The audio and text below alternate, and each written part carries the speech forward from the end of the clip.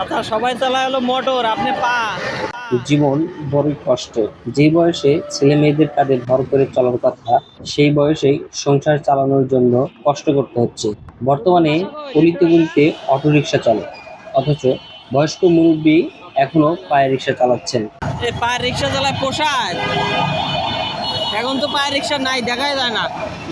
কৌতূহলী হয়ে কয়েকটি কথা জিজ্ঞেস করলাম, কিন্তু আশেপাশে এত শব্দ যে ওনার কথা আমি কিছুই বুঝতে পারলাম না। হ্যাঁ,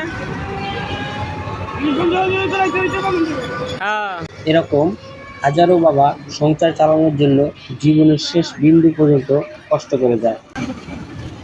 আপনার কষ্ট হয় না এভাবে? কষ্ট তো অনেক হয়। কষ্ট হয়।